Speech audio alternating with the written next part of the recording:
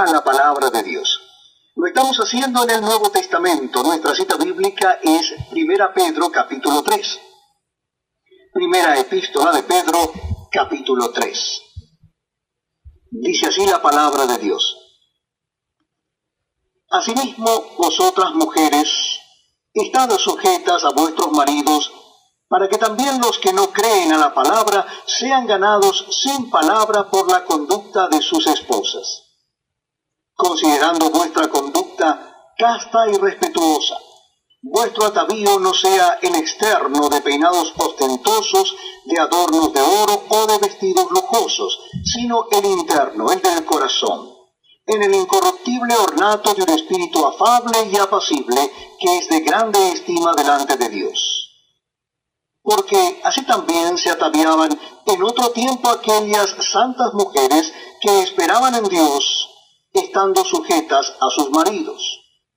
Como Sara obedecía a Abraham, llamándole Señor, de la cual vosotras habéis venido a ser hijas, si hacéis el bien, sin temer ninguna amenaza. Vosotros, maridos, igualmente, vivid con ellas sabiamente, dando honor a la mujer como a vaso más frágil y como a coherederas de la gracia de la vida, para que vuestras oraciones no tengan estorbo. Finalmente, sed todos de un mismo sentir, compasivos, amándoos fraternalmente, misericordiosos, amigables, no devolviendo mal por mal ni maldición por maldición, sino por el contrario, bendiciendo, sabiendo que fuisteis llamados para que heredaseis bendición. Porque el que quiere amar la vida y ver días buenos, refrene su lengua de mal y sus labios no hablen engaño. Apártese del mal y haga el bien. Busque la paz y sígala. Porque los ojos del Señor están sobre los justos y sus oídos atentos a sus oraciones. Pero el rostro del Señor está contra aquellos que hacen el mal. Hasta aquí el texto. Hemos leído desde el versículo 1 hasta el 12 del capítulo 3. Ahora les invito a orar para que así podamos ingresar al estudio. Señor, gracias una vez más por tu gran amor y misericordia y permitirnos estudiar. Gracias por sostenernos y darnos sabiduría. Amén. Hemos leído el capítulo del 1 al 12 y leemos nuevamente el verso 1. Asimismo vosotros, mujeres, estad sujetas a vuestros maridos. La sumisión, desde la palabra asimismo, nos refiere la misma condición en el hogar, sigue los mismos principios de los empleados, no solo la conducta en fe y el corazón junto con el carácter en la relación y entrega a Cristo.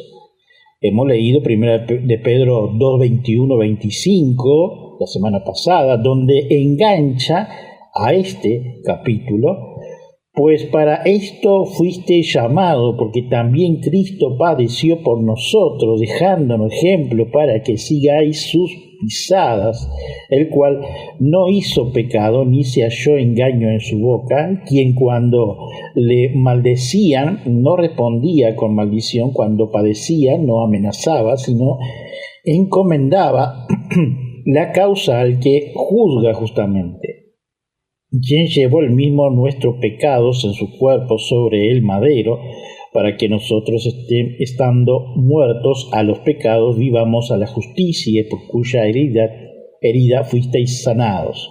Porque vosotros eras como oveja descarriada, pero ahora habéis vuelto al pastor y obispo de vuestras almas. Hermanos, muchos piensan que sumisión es que dejemos de pensar, o que estemos sí o sí de acuerdo con todo lo que se dice. La sumisión de lo que aprendimos puede influir a los demás. No es poner la voluntad de mi marido o mujer antes que Cristo. Sumisión, conseguir todo a fuerza en oración o sacrificio espiritual, entre comillas, para que mi esposa o esposo comprenda cómo ser un cristiano o vivir como tal. Vivir o actuar con miedo por causa de la sumisión. Cuando buscamos referente, valga la redundancia, de sumisión, nos lleva a diferentes puntos que nombro. Primero, la importancia de la sumisión y el amor en el matrimonio y el matrimonio cristiano. Primero, sumisión al prójimo, Efesios 5:21. Segundo, sumisión de la esposa, Efesios 5:22-24. La terrible palabra de la sumisión, Primera de Pedro 2:21-25. Tercero, sumisión bíblica, el ejemplo de una esposa sumisa, Efesios 5:22. Lo que hemos nombrado son los temas y buscamos referencia a un estudio minucioso donde recae solamente la mujer y vemos voces críticas que manifiestan descontento por la imparcialidad. Cuando hablamos de una sumisión,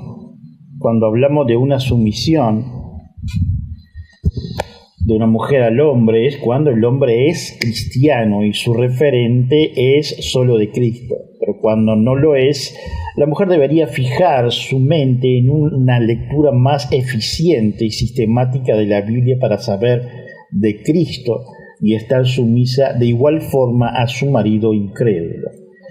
El apóstol Pedro nos habla de la piedad de la mujer que está sujeto a su marido. Es un mandato de Dios, al contrario de lo que el mundo dice referente a la conducta que debe de ser buena, sumisa. Dios lo manda. La mujer sumisa en la época de Cristo, del primer siglo, era adecuada de una forma muy distinta a nuestra actualidad, y en dicha época, siendo seguidora de Cristo o cristiana, se hacía las preguntas que hoy se hacen nuestras hermanas, donde tienen esposos incrédulos o no cristianos. ¿Debería dejar a mi esposo? ¿Debería cambiar mi comportamiento frente a mi esposo? ¿Debería asumir una posición de más altura que mi esposo porque ahora soy de Jesús? Así como estamos cada uno sumiso ante el gobierno de turno que puso el Señor y que no nos lleva al pecar, así lo es en el matrimonio, donde los parámetros son otros. Podríamos decir que el texto que leemos podríamos servir, pero en una pareja dispar, o sea que cualquiera de los dos, sea incrédulo o cristiano. Hay que evaluar la elasticidad del amor mutuo de cada uno. Allí en Hechos 4:19-20 nos refiere esto a lo que hemos dicho. Mas Pedro y Juan respondiendo diciendo: juzgad si es justo delante de Dios obedecer a vosotros antes que Dios, porque no podemos dejar de decir lo que hemos visto y oído. Al ver a Cristo podemos decir: Cristo se sometió a sus padres terrenales, allí en Lucas 2:51. ¿Lo hemos hecho nosotros? Los demonios se sometieron a los discípulos, Lucas 10:17. Los ciudadanos deben someterse a lo gubernamental, Romanos 13:1, 5 y Tito 3:1 y Primera de Pedro 2:13. ¿Es verdad?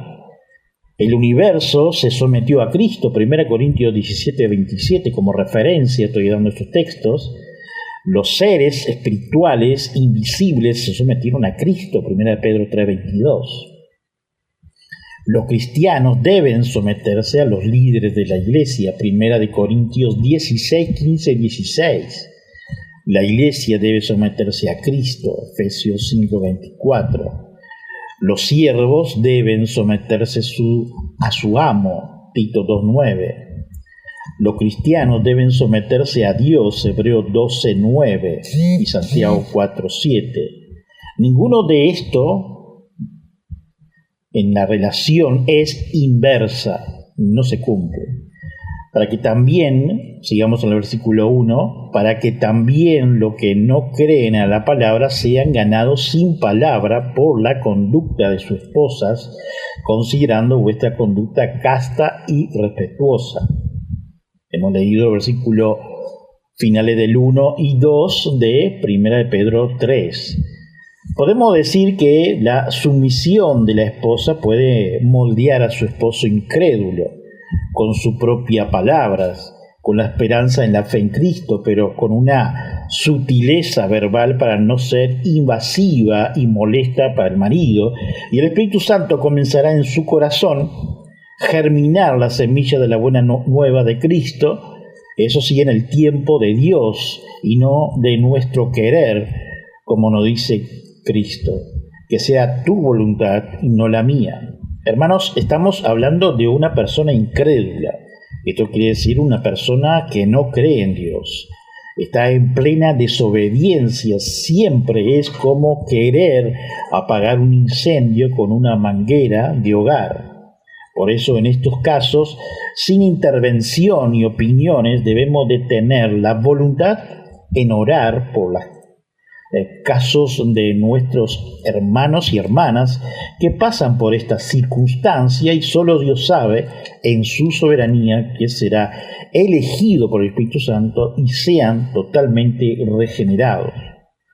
Por lo tanto, el mandato a las esposas de someterse a sus esposos nunca deben interpretarse como una inferioridad personal o espiritual, ni como una menos importancia. El atractivo de la sumisión de una esposa, incluso para un esposo, así nos dice Grütten, esposo no creyente, sugiere que Dios ha inscrito la rectitud y la belleza de las distinciones de roles, incluyendo el liderazgo masculino en la familia y la aceptación y recepción femenina de dicho liderazgo. El esposo no creyente observa este comportamiento y en lo más profundo de su ser percibe su belleza. En su corazón hay un testimonio de que esto es correcto, que así es como Dios quiso que el hombre y la mujer se relacionaran como esposos. Concluye, por lo tanto, que el evangelio que su esposa cree también debe ser cierto, dice Grütten en su comentario, y ya pasamos al versículo 3 y 4 de 1 de Pedro 3. Vuestro atavío no sea el externo de peinado ostentoso, de adornos o oro, de vestidos lujosos, sino el interior, el del corazón en incorruptible ornamento de un espíritu afable y apacible, que es de grande estima delante de Dios. Pedro el apóstol, en una palabra, no prohíbe el adorno en las mujeres, sino que sean piadosas. Esto quiere decir que conlleva un abanico de aspectos bíblicos que por medio del Espíritu Santo se cumple en la mujer, y no es algo impuesto, no, nada que ver, sino que solo aflora con la lectura, el estudio bíblico sistemático de la palabra de Dios, la Biblia, donde la mujer se da cuenta por sí sola cómo debe de vestirse adecuadamente para ocasiones al salir con el esposo, a hacer compras o a solas, o a visitar a una amiga, o al ir a la iglesia sola, o a una visita en el hospital. Cada vez ella, la mujer, debe de ser piadosa. Para eso vemos lo que se nota en ella, y por qué no decir que a los hombres también. En la lectura sistemática de la Escritura podemos aprender cómo compartir y comparar a solas, aunque hay ojos a lo lejos que ven y anotan, como a presencia de personas que no son cristianas. Dentro de esta piedad en la mujer encontramos frutos del Espíritu, allí en Gálatas 5, 22, 23. Podríamos decir, si comparamos a la mujer mundana con los cristianos, esta última deja de ser egoísta y por medio del Espíritu Santo le pone paciencia para soportar y aflorar lo que nos dice el texto, más el fruto del Espíritu Santo es amor, gozo, paz, paciencia, benignidad, bondad, fe, mansedumbre, templanza. Contra tales cosas no hay ley. Gálatas 5, 22, 23 nos dice el apóstol Pablo. Es diligente, una mujer piadosa es diferente a todas, a la del mundo. Trabaja con sus manos, sale y compra harina y hace sus panes caseros, da comida a su familia, los arropa con su calor, planta y cosecha en su patio. Su lámpara nunca se apaga porque es prudente, teniendo aceite en su hogar para que no falte nunca. Proverbios 31, 13, 19 y 24 y 27 del mismo capítulo. Mujer bíblica, podríamos decirlo en síntesis. Valora la creación a Dios, esto es decir, que no tiene duda de su género, tiene un carácter piadoso espiritual que refleja su exterior. Asimismo que las mujeres se atavíen de ropa decorosa con pudor y modestia, no con peinados ostentosos, ni oro, ni perla, ni vestidos costosos, sino con buenas obras, como corresponde a mujeres que profesan piedad, dice 1 Timoteo 2, 9 al 10, Pablo escribiendo a Timoteo.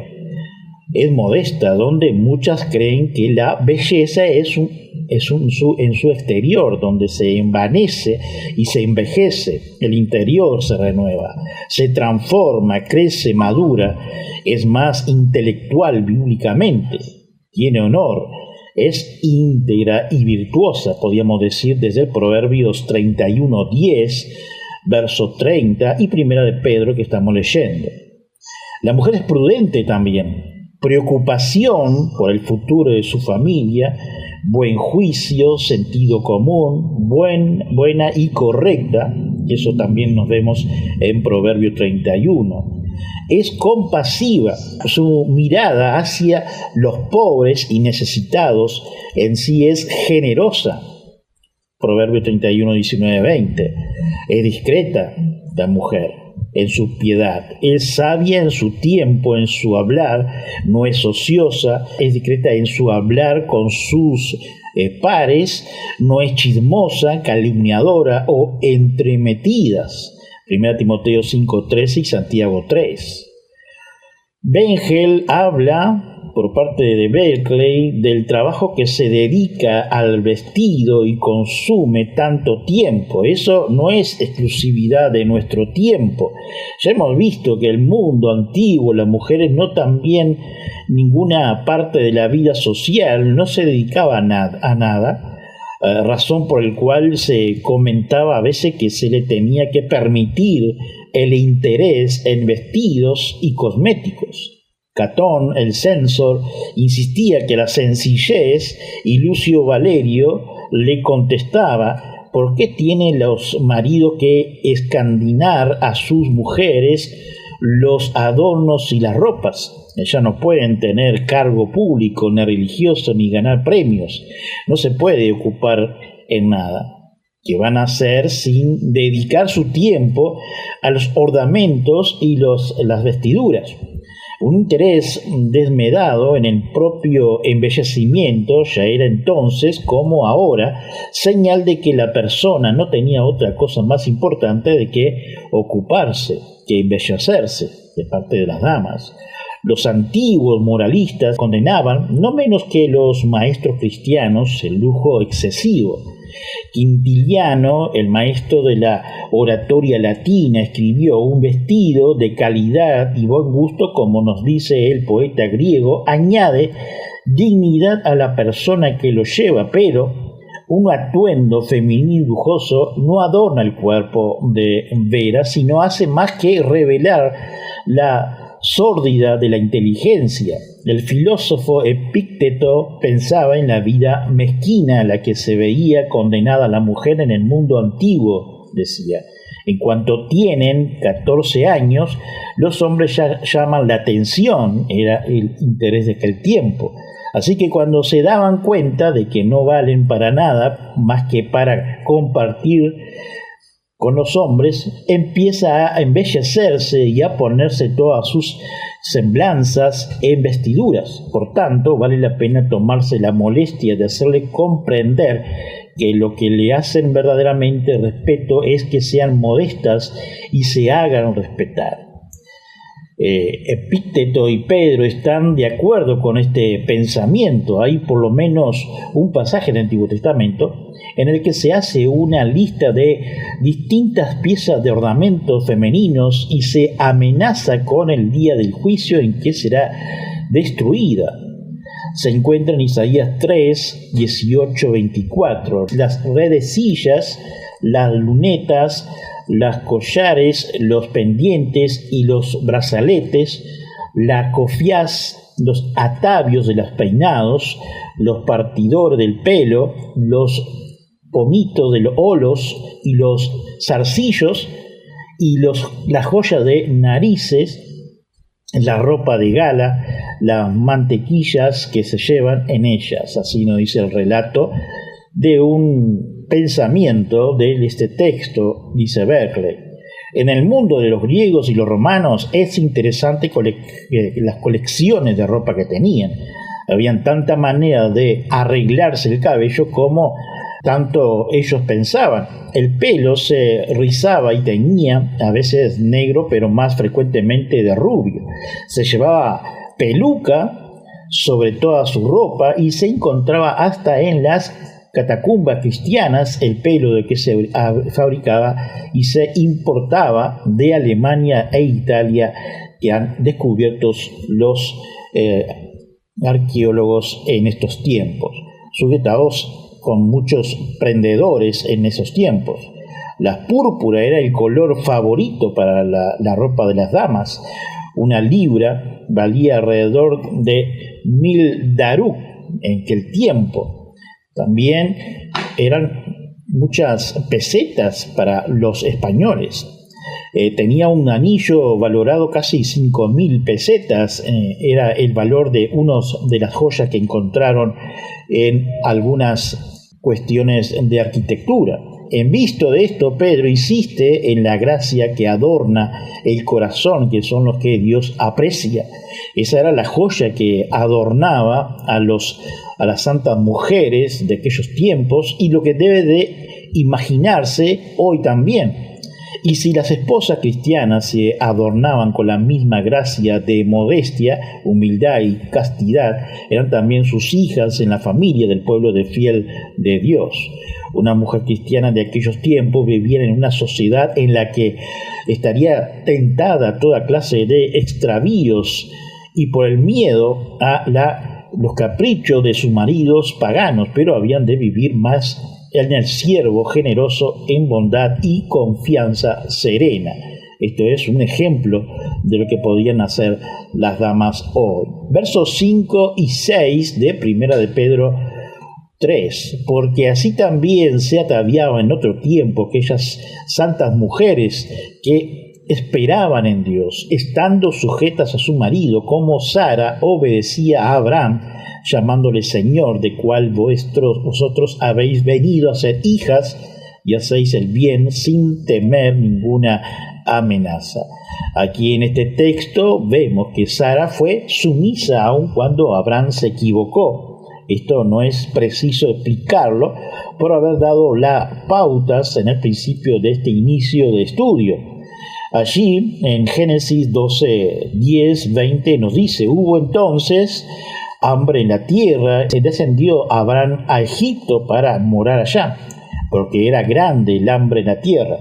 Y aconteció que cuando estaba para entrar en Egipto, dijo a Sarai su mujer: he aquí ahora conozco que eres mujer de hermoso aspecto, y cuando te vean los egipcios dirán: su mujer es, y me matarán a mí, y a ti te reservarán la vida. Ahora pues, di que eres mi hermana para que me vaya bien por causa tuya y viva mi alma por causa de ti. Y aconteció que cuando entró Abraham en Egipto, los egipcios vieron que la mujer era hermosa en gran manera. También la vieron los príncipes de Faraón y la alabaron delante de él. Fue llevada la mujer a casa del Faraón. E hizo bien a Abraham por causa de ella, y él tuvo ovejas, vacas, asnos, siervos, criadas, asnas y camellos. Mas Jehová hirió a Faraón y a su casa con gran plaga, por causa de Sarai, mujer de Abraham. Entonces Faraón llamó a Abraham y le dijo: ¿qué es esto que has hecho conmigo? ¿Por qué no me declaras que era tu mujer? ¿Por qué dijiste es mi hermana, poniéndome en ocasión de tomarla para mi mujer? Ahora pues, he aquí tu mujer, tómala y vete. Entonces Faraón dio orden a su gente acerca de Abraham y le acompañaron y a su mujer con todo. Como sabemos, la sumisión nos trae un respaldo contra el miedo, el temor, ya que el control de todo lo tiene Dios. Y recordemos que la sumisión no es un rendimiento a la autoridad, es una aceptación activa de la voluntad y soberanía donde se activa en las personas que confían en Dios. Una actitud de sumisión a la autoridad de un esposo se reflejará en numerosas palabras y acciones cada día que defenderían a su liderazgo y un reconocimiento a su responsabilidad final, dice Grütten en su comentario. Veamos los versos 7. Vosotros, maridos, igualmente vivid como ella, dando honor a la mujer como a vaso más frágil y como a coherederos de la gracia de la vida, para que vuestras oraciones no tengan estorbo. En comparación, los hombres físicamente son más fuertes, es verdad, pero muchas de las veces pueden ser más frágil o débil, pero a las mujeres físicamente el escritor lo compara como vaso más frágil, pero pueden ser espiritualmente más fuertes. Demuestra tener a muchas mujeres bíblicas que nos dan referencias tanto en el Antiguo y en el Nuevo Testamento. Recuerda a esposos que, aunque se le ha dado gran autoridad entre matrimonio, sus esposas siguen siendo iguales a ellos en privilegio espiritual e importancia eterna. Son coherederos, dice Grütten. Veamos ahora los versos 8 al 9. Finalmente, sed todos de un mismo sentir, compasivos, amados fraternalmente, misericordiosos, amigables, no devolviendo mal por mal, ni maldición por maldición, sino por el contrario, bendiciendo, sabiendo que fuisteis llamados para heredáis bendición. Cada persona tiene una misión de sentir para nosotros, y solo sí, para nosotros. Y recién en tercer y cuarto lugar, a Cristo. Así es nuestro sentir en nuestra actualidad. El apóstol Pedro nos llama a la atención, nos insta a que primero seamos en Cristo y luego los demás. Si tenemos mismo sentir en Cristo, todo lo demás lleva el curso de la voluntad y soberanía de Dios, como dice el texto. Mas buscad primeramente el reino de Dios y su justicia, y todas estas cosas os será añadida, dice Mateo 6:33. ¿Lo hacemos por propia voluntad? Pero, ¿cómo debemos tener el mismo sentido? Quizá usted se pregunta. Le voy a poner un ejemplo claro y conciso. En el cuerpo humano tenemos varios miembros. Los brazos, uno es derecho y el otro izquierdo, de igual forma las piernas, los ojos, inclusive las células, algunas son diferentes, pero con el mismo ADN funciona, y esto fue hecho por nuestro Señor Dios. Como dice el texto, porque ¿quién conoció la mente del Señor? ¿Quién la instruirá? Mas nosotros tenemos la mente de Cristo, dice 1 Corintios 2:16. En esto conocerán todo que sois mis discípulos, si tuvieran amor los unos con los otros. Juan 13:15. Hermanos, las personas mundana es lo contrario de lo que dice en el texto en el verso 9, y es muy difícil amar al prójimo o a nuestro enemigo. Conozco supuestos hermanos cristianos que si se cruzan con algún enemigo y tuvieran un auto, lo pasaban por arriba. Ese es su mismo sentir. Sabemos que es para los cristianos hermanos, pero a nuestros enemigos prójimos también, porque ellos necesitan de Cristo, como a nosotros. Veamos los versos 10 al final, desde primera de Pedro 3. Porque el que quiere amar la vida y ver días buenos, refrene su lengua de mal y su labio no hablen engaño. Apártese del mal y haga el bien, busque la paz y sígala, porque los ojos del Señor están sobre los justos y sus oídos atentos a sus oraciones, pero el rostro del Señor está contra aquellos que hacen el mal. De hecho, para los verdaderos creyentes, la oración es tan valiente que Pedro usa el peligro de obstaculizar como motivo para que su relación matrimonial y los asuntos del hogar se comporten con gran sabiduría, dice Spurgeon. Insta al esposo a que viva con su esposa con conocimiento de causa y la honre con amor para que sus oraciones unidas no sean estorbos. Todo lo que obstaculiza la oración, eso es errónea. Si alguna administración familiar o la falta de ella están perjudicando nuestro poder en la oración, es urgente que se haga un cambio. Podríamos ganarse al hombre para Cristo sin palabra.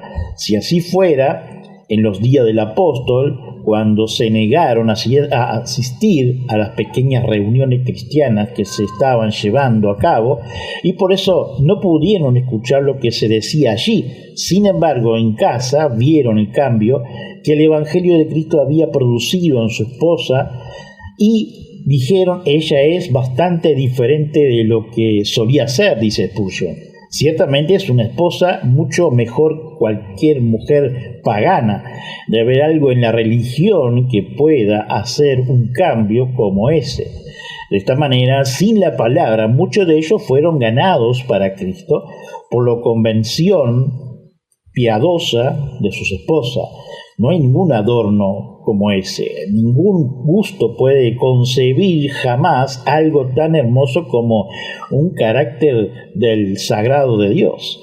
Ningún material caro ni una forma ingeniosa de ello pueden producir una belleza tan verdadera como un espíritu manso y tranquilo. Debe de haber conocido algunas piadosas matronas en aquel tiempo del apóstol Pedro, venerables mujeres cristianas cuya tierna piedad ha bendecido a todas las casas de las que formaban parte.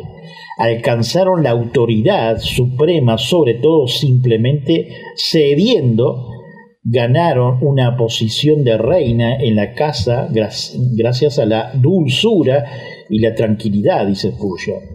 Nadie se atrevió a ofenderlos, no porque estuvieran apasionados, sino porque ellos mismos eran tan inofensivos, tan amables para sí. Uno de los resultados más hermosos de la difusión de la religión cristiana ha sido que ha elevado la feminidad, de modo que ahora en algunos lugares de las mujeres sean como eran y siguen siendo donde no se recibe el evangelio, las buenas nuevas.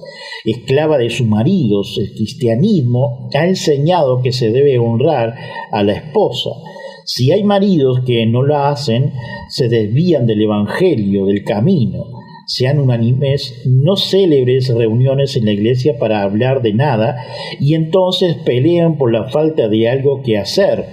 Estén unidos, dice Spurgeon, con la determinación de que la glorificarán a Dios y que no habrá disensión en la división entre usted. Sed todos de un mismo sentir, tengan un verdadero sentimiento de compasión el uno con el otro. El cristiano debe ser el tipo más elevado de caballerosidad en todos los aspectos que demuestra la Escritura, y el hombre más gentil, amable, olvidadizo de sí mismo, que busque el consuelo y el bienestar de los demás al máximo de su poder.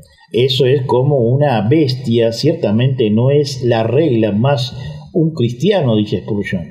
El bien por el mal es semejante a Dios, y vosotros, que sois hijos de Dios, deben procurar actuar como Él, no devolver mal por mal. Cada hombre debe dar según lo que tiene El que da maldición probablemente le dará y cosechará lo mismo. Siempre puede haber como es un hombre al notar lo que viene de él. Si maldice es porque abunda en él la maldición, pero debe bendecir a los demás porque han heredado tanta bendición de Cristo, todos sus dones, temperamento y espíritu, lengua y acción, debe ser el mismo medio de bendecir a los demás. No sin mentiras, sino sin actuación, sin engaños, sin paradojas. Dile a la cara de un hombre todo lo que tiene que decirse. Pronto estará en problema si tiene dos historias que contar con esa presencia y otra en su ausencia, pero sí libre de la política, que saber jugar su carta, como dice el mundo, entonces verá que tiene uno de los atributos de un verdadero cristiano, dice Spurgeon. Si refrena sus labios para que no hablen engaño, la gente sabrá dónde encontrarse y querrá encontrarse porque esos hombres siempre están en lo de la Escritura. Así llegamos al final de lo que es el capítulo 3, desde el verso 1 al 12. Y oramos para terminar. Señor, te damos gracias por llegar al final del nuevo capítulo, y Señor, te damos gracias. Bendícenos, no solo los presentes, sino aquellos que no han podido ingresar. Bendícelos, guárdalos y danos sabiduría, y suple, Señor, si está dentro de tu voluntad, cada una de las necesidades, tanto espiritual como física. Señor, te damos gracias y bendice a la iglesia, Señor, de sana doctrina, por medio de tu Escritura. Y también te pedimos, Señor, por la iglesia perseguida y desplazada en el mundo. Oh Señor, que podamos, gracias Señor amado. Amén. Bendiciones, hermanos, a todos.